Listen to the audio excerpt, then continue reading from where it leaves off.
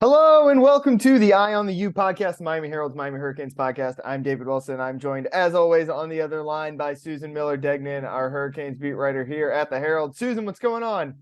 Back from the great Pacific Northwest. And, that's always nice other than the 3-hour time change. But it's kind of vacation time for people who cover football. Except there's no vacation time, as you said, in college football these days. We Always were originally planning to take this week off, but then Miami makes change a defensive coordinator in the last week. Kevin Steele leaving for Alabama. Miami very quickly replaces him with Lance Guidry from technically Tulane, but he'd only been there, I don't know, about 3 weeks. Maybe not even. About 3 weeks.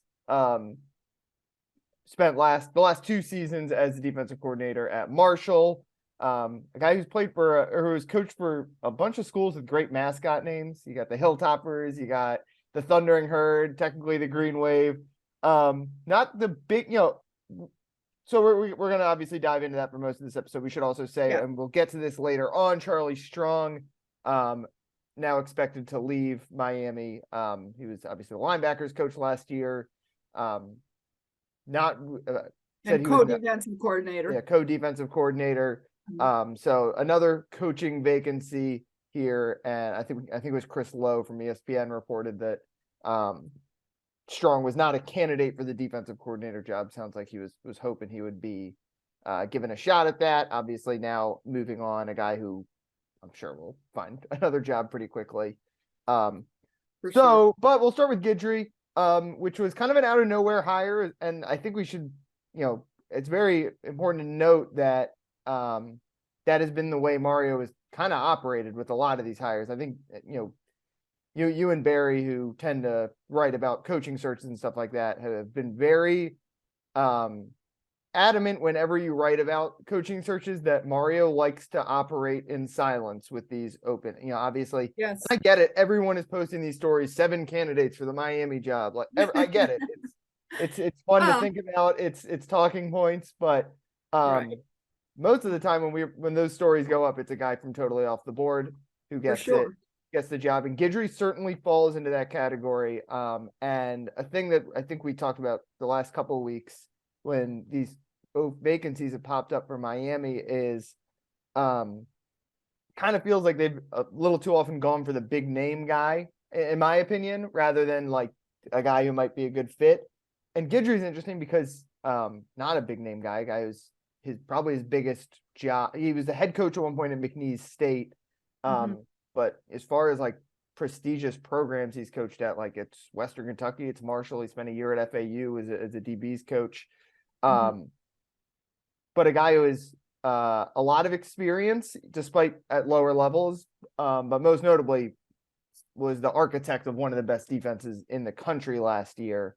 Was going to Tulane, a program that is kind of came out of nowhere. It became Rose Bowl, or not Rose Bowl champion. What did they win? The Cotton Bowl champion last year. Wanted to bring him in. So I like that it's kind of a guy who's still kind of out to prove himself a little bit. I like it. I really like it. I especially like it after I read all the numbers. Now, So that's probably where we should start. You want to just run through some of these stats? Yeah. The stats are really, really impressive. Very impressive. I understand it's Conference USA, right? Yep. And they finished, Marshall finished 9-4, I believe, and 5-3 in their conference. So they were like third. However, and when you're measuring numbers with programs that aren't elite programs, kind of things, or don't play competition that's necessarily elite, it's a little tougher. But this guy, I love this hire. I don't know anything about this person, okay, except for what I have been reading, and also I watched some videos giving the usual pep talks, very psyched up and kind of defensive coordinator, and I love the numbers. So here are some of them, which are like, wow. And they're these are national rankings, NCAA, and they're across the board. It's not just rushing. It's not like his defenses were only good at one or two things. Yeah, Last year, at least, again, it's only one season. He does not have a whole lot of experience as a defensive coordinator at a Sun Belt level program, which is, one of the best mid-major conferences right now. But this 1 year was very impressive. So why don't you run through some of those? We've got third down conversion percentage defense, which is so important. I mean, it's been kind of the Achilles heel in a lot of ways. It feels like it's the frustrating Miami defenses. It really has for years. Anyway, they're number one in the country. Number one. This past season, third down conversion, and opponents only converted opponents had third down only 23.5% less, fewer than 1 out of 4 times an opponent would convert for first down. That's amazing. We've got this is in no specific order other than NCAA. We've got defensive touchdowns. They were 12th nationally with 3. We've got first downs defense. They were 9th nationally. Passes intercepted 6th nationally with 18, it looks like, passes intercepted. Red zone defense, big problem for UM, right? Last year, 19th in the country on red zone defense. Rushing defense, 5th, number 5 in the country. They were allowed only 93 yards a game, David. 93 yards a game, yeah, that's amazing on rushing defense. Let's see, scoring defense, scoreboard, right? They held teams, they were 6th nationally, holding teams to 16 points a game, they allowed an average of 16 points a game. They were team passing efficiency defense, that's some whole formula, but they were 3rd nationally. Okay. Team tackles for loss, 22nd nationally per game. Team sacks, 16th nationally per game. Turnovers gained, that's a big one, right? They were 5th nationally with 29 turnovers gained. They were 8th in total defense, allowing this is pretty impressive, man. 294 yards a game. Oh, that's it, allowing on defense. So that was 8th nationally. And I think, I said rushing defense 5th, and did I say passing yards allowed 27, 201 yards. That's really good, right? So to me, kind of the big ones that stand out are, because obviously you like the turnover numbers, but we've seen the way that can basically fluctuate from year to year and be really hard to predict and cover up weaknesses. But just the yards per play being top 10 there, I think is really. Really, that's kind of the number that pops out to me. And then the other one is those sack and tackle for loss numbers, where he's top 25 in the country. And you look at those defenses, or his defense last year at least, and it's spread out, right? It's not like he's got one guy who's just kind of too good to be in Sun Belt, right? I should have pulled up the stats before, but they've got guys all over the place with 6, 7, 8 sacks, which I think speaks to the way that he wants to run his defense. You had, you had 3 guys with 5+ sacks, a couple more with 3, a couple with 2, and then tackles for loss. You've got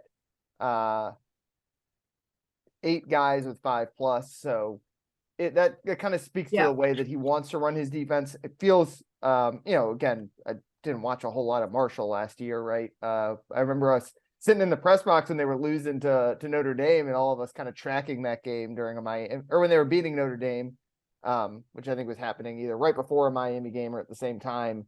But just on paper, it's kind of a lot of the stuff, I know Manny Diaz is a polarizing figure at Miami now, but people loved those defenses when he was the defensive coordinator, and feels like there's kind of some similarities there just in terms of the way that he wants his guys to attack downhill, really prioritize the tackles for loss. Those third down numbers are good, but a lot of times having a good third down percentage is about winning on first and second down, obviously, getting negative plays. Right. And you talked about watching some of his hype videos. He's got that same energetic personality that you can tell he's going to want to play that aggressive attacking style, which, is the way Miami fans understandably kind of want their defense to look, and they've got pretty good defensive personnel, I think, to make it happen. When you obviously look at, a guy like Leonard Taylor, who could, wouldn't be surprised if he's a breakout year and his way up in the national leaderboard in tackles for loss. Yeah. James Williams, I think one of the big questions he's going to have coming in is how do you get the most out of James Williams? They've certainly got a lot of talent. Cameron Kinchen's obviously an All-American. So he's got some pieces to work with, I think, that fit the way that he wants to play too. And I think he likes a lot of DBs.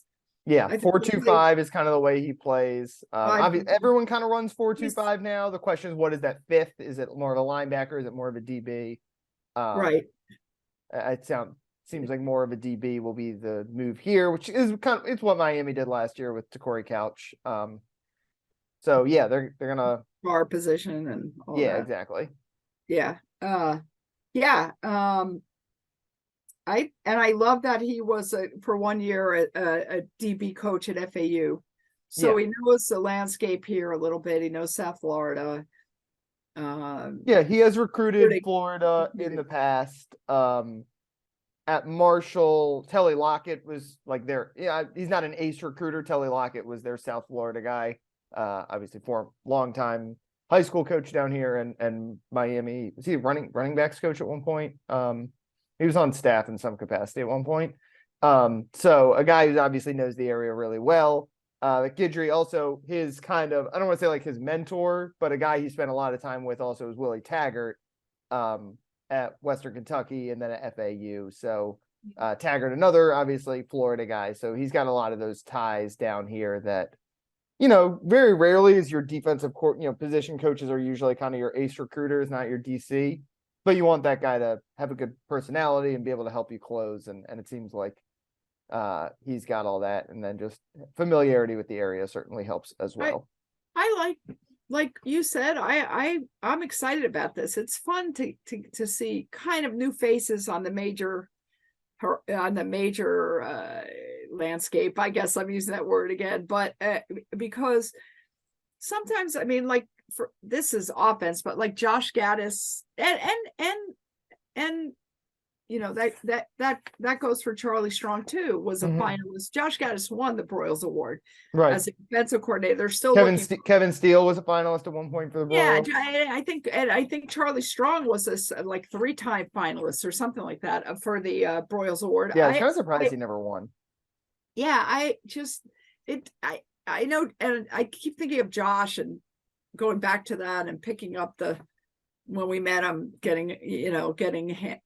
they flew into town and gave him the award and stuff when we were there. And I can't help thinking that, that's impressive to Mario and, because he said that a lot. These guys are really accomplished, but I kind of like the idea of a guy who, I don't know, would we call him an up and comer? He's been around a long time. Yes, so I think getting into like the one kind of knock on him is it's not like he's an up and comer, right? Like sometimes you'll get like a 38-year-old, right, or even younger, like guy who's been a defensive wizard, or those guys tend to be more offensive guys, just because that's where priorities lie these days. But like who's been dominating at the lower level, finally gets his crack up at a higher level, and makes the most of it. Guidry is 51, which is not old, but he has been coaching since.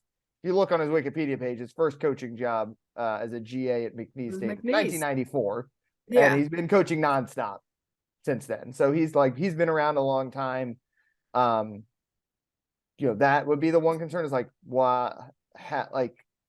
has he just had a good run the last couple of years and teams are falling in love with it for that reason, or has he accumulated 30 years of knowledge that now he's implementing in the best way possible? It's an interesting where he is, I think a lot of times you can overlook, if a guy has a small track record, you can say, well, he hasn't had time, right? He's still young. He's still improving. It's different with Guidry. And again, I'm not saying that this is necessarily bad, but he has a small track record for a guy who's been around for 30 years, which is that would be the kind of the one concern to me.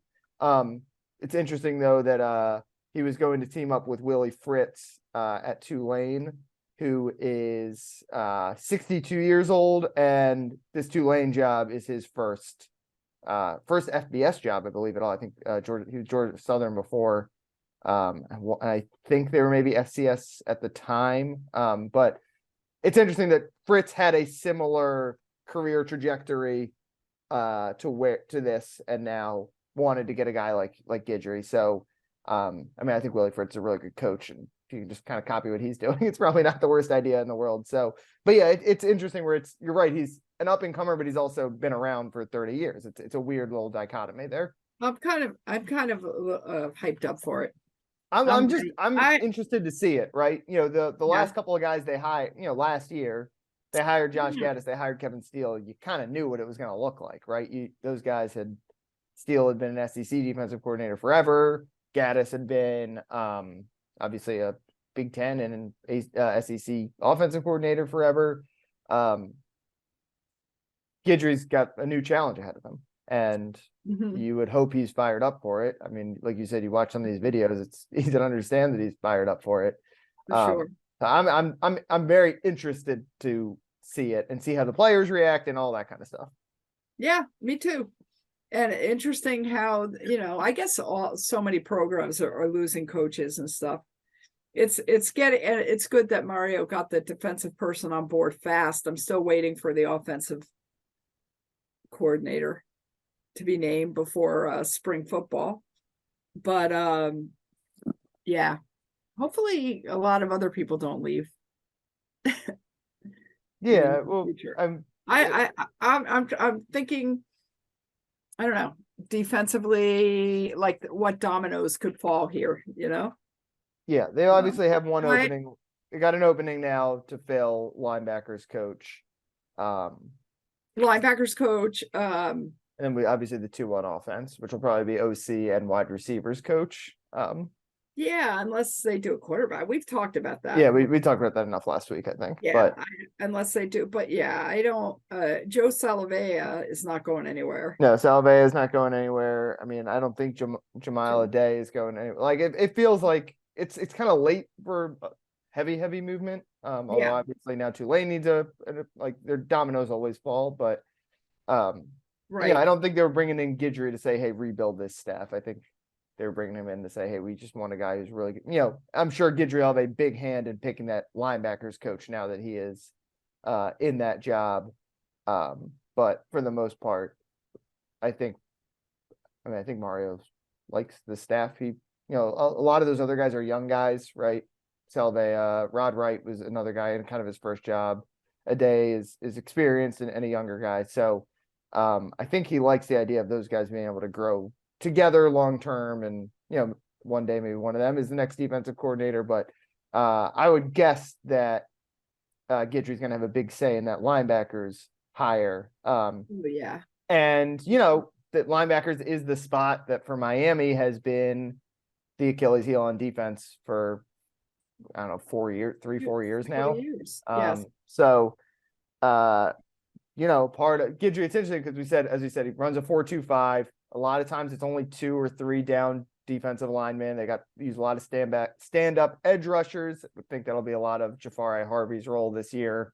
And as we said, 5 DBs and versatility in the linebackers room. Like Guidry's going to reshape that position. I think it's a position that is kind of a pivot point position for him because he wants a combination of guys who can cover and then guys who can go get the quarterback or get in the backfield. So they're going to they recruited very well at that position this year. They're going to have to figure out what they want that position to look like. And Guidry, in a lot of ways, it feels like that's his big assignment. It's like, you got to figure this position out for us. Charlie Strong leaving. We should probably touch on that real quick. Were you surprised when you saw that he's no Miami?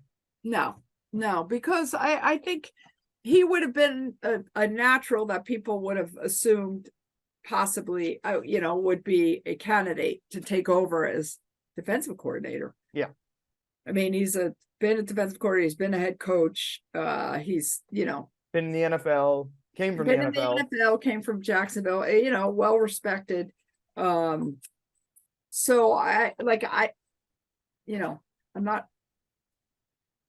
I'm not surprised. That's all. He probably, I don't know if I would assume he would have liked the defensive coordinator position, but again, I don't know how all these coaches get along, Right. and how it, like, we don't really know. I mean, I don't know how, like, the backstory as far as relationships, because relationships are, in coaching too, is so important, how these guys kind of meld together and work off each other and stuff. And Mario is the head coach.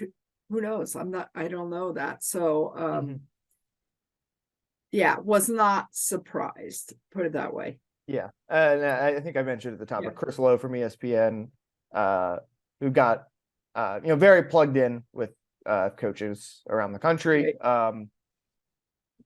Got a quote from Strong that was basically the program made a decision to go in a different direction, time for him to go in a different direction, and that Strong was not interviewed for that job. He's again, Strong is 62, right? He's getting toward the end of his coaching career. I think he would love to probably get one more crack as a defensive coordinator. I don't know if he'll get it this year necessarily. As we said, it's late for someone to pick him up. Although, as we also said, Tulane now is looking for a DC, and whoever they hire will set off more dominoes. And that's a pretty desirable job right now, obviously, after coming off the Cotton Bowl win. But Strong, I think it's understandable, right? I'm sure he went to Miami not thinking he was going to be a defensive coordinator again, right? But thinking that if something happened, he had a shot, right? Especially he's named the co-defensive coordinator. Yeah, and not and not to say like Miami was dishonest to him or anything, or even that he deserved the job. Right. But I think the fact that he was not even interviewed for that job, assuming that report is true, for him as a guy who wants to, like I said, I'd assume he'd like to be a defensive coordinator again. Makes sense for him to go somewhere else where that path is a little bit more straightforward. Again, he's only got so many years left in coaching, unless he's going to be coaching until into his mid 70s or whatever. There's not a whole lot of 80-year-old football coaches running around anymore. Are there any? There must be. There's probably some, but there's no Joe Paternos running around really anymore. No. Since Bill Snyder retired, I guess that was the last of that old guard.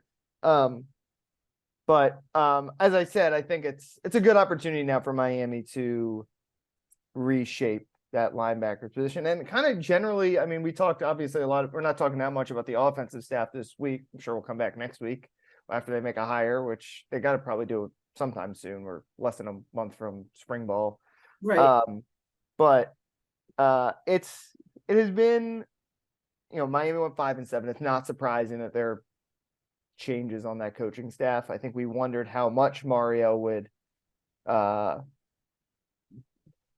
divert from what he was deviate from what he wants to do as a coach. I don't know how much, Guidry remains to be seen how different that defense will look than Kevin Steele's defense next year.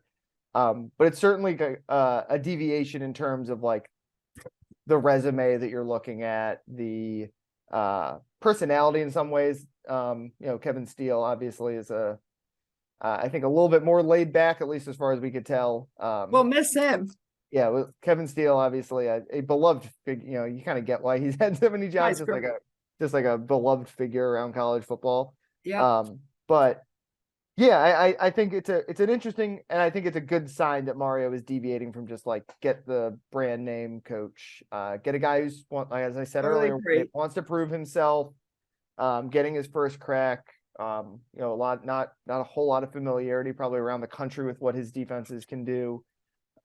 So with that in mind, it's going to be interesting to see that, they filled 1 of 4 vacancies. Now they got 3 more. It'll be interesting to see if they keep that same philosophy where they go for maybe the younger linebackers coach who's looking to prove, or the up and coming linebackers coach.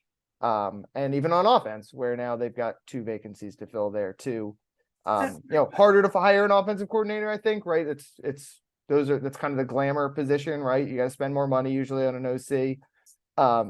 But the Guidry Guidry hire is an interesting insight, I think, into the way that Mario is pivoting ever so slightly from year 1 to year 2.